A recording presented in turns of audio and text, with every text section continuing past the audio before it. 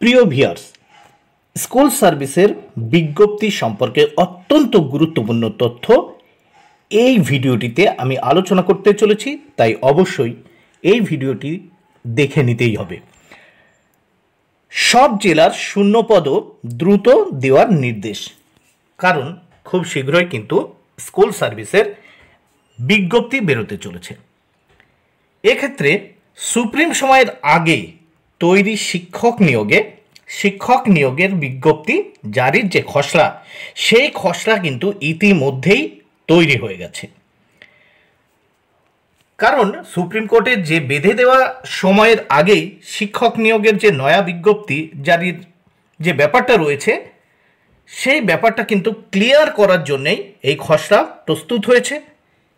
এবং উল্লেখ্য এই ব্যাপারে যে বাতিল হওয়া শিক্ষকদের নতুন করে নিয়োগ করার জন্যে 31শে মে মাসের মধ্যে কিন্তু নতুন বিজ্ঞপ্তি মানে যে জারি করার বিষয়টা ছিল সেটি কিন্তু করতে হবে, কারণ এটি ছিল সুপ্রিম কোর্টের অর্ডার।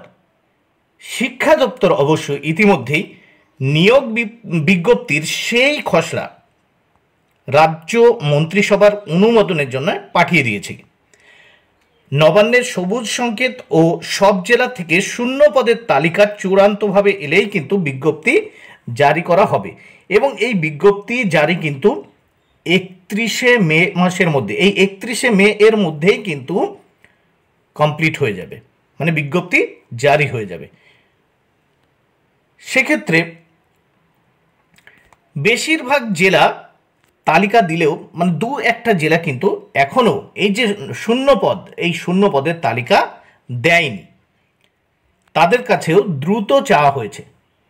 এখান থেকে বোঝা যাচ্ছে যে আগের যে শূন্যপদ ছিল এবং নতুন করে শূন্যপদ চাওয়া হয়েছে, এই নতুন শূন্যপদ চাওয়ার অর্থ কি? এক্ষেত্রে একটা বিষয় উঠে আসছে যে একই সঙ্গে হয়তো স্কুল সার্ভিস এটাও করতে পারে যে সমান্তরালভাবে দুটো বিজ্ঞপ্তি দিতে পারে, এটা সম্ভাবনা রয়েছে। নয়তো একটা সমস্যায় পড়ার সম্ভাবনা থাকছে, কারণ যদি সমান্তরালভাবে দুটো বিজ্ঞপ্তি দেয়, একটা নতুনদের জন্য আর একটা পুরনো যারা ক্যান্ডিডেট, মানে 2016-তে যারা চাকরি করছিল 2016 প্যানেলের যারা চাকরি করছিল এবং ওই সময়ে যারা পরীক্ষা দিয়েছিল তারা সকলেই বসতে পারবে। আর নতুন যে বিজ্ঞপ্তি, এখানে যাতে নতুনরা বসতে পারে তার জন্যে দুটো বিজ্ঞপ্তি হয়তো সমান্তরালভাবে আসতেও পারে। দেখা যাক সেটা কি হয়, সেটা পরের ব্যাপার। তবে এরকমভাবে যদি কোনো বিজ্ঞপ্তি আসে, সেক্ষেত্রে কিন্তু কোনো সমস্যা না হওয়ার সম্ভাবনাই বেশি থাকবে। এবার দেখা যাক সেটা কি হতে পারে। বিকাশ ভবন সূত্রে জানাচ্ছে যে নতুন নিয়োগ প্রক্রিয়া শুরুর খসড়া প্রস্তুত হয়ে গিয়েছে। কোন মাসে নতুন নিয়োগ প্রক্রিয়া নেওয়া হবে, পরীক্ষার পর নিয়োগ স্বচ্ছ করতে কি কি পরিবর্তন করা হবে, বিষয়ভিত্তিক শিক্ষক কতজন লাগতে পারে, এইসব জরুরি বিষয় খসড়ায় উল্লেখ করা হয়েছে। আপাতত নবান্নের চূড়ান্ত অনুমোদনের অপেক্ষায় রয়েছে স্কুল সার্ভিস কমিশন। তবে এখনও সব জেলায় শূন্যপদের তালিকা দপ্তরে আসেনি। এবার সব জেলা শূন্যপদ পাঠালে কিন্তু নিয়োগের যে বিজ্ঞপ্তি প্রকাশ করবে এসএসসি। যদিও চাকরি বাতিলের রায় পুনর্বিবেচনার জন্য ইতিমধ্যে রাজ্য সরকার ও এসএসসি সুপ্রিম কোর্টে রিভিউ পিটিশন করেছে। এদিকে মধ্যশিক্ষা পর্ষদের আবেদনের ভিত্তিতে 31শে ডিসেম্বরের মধ্যে কিন্তু স্কুলে শিক্ষক নিয়োগ কমপ্লিট করতেই হবে। এবং এই আবেদনের ভিত্তিতে 31শে ডিসেম্বর পর্যন্ত কিন্তু স্কুলে বহাল রয়েছেন যোগ্য শিক্ষকরা। গত 3রা এপ্রিল চাকরি বাতিলের রায় দিয়েছিল সুপ্রিম কোর্টের প্রধান বিচারপতির বেঞ্চ।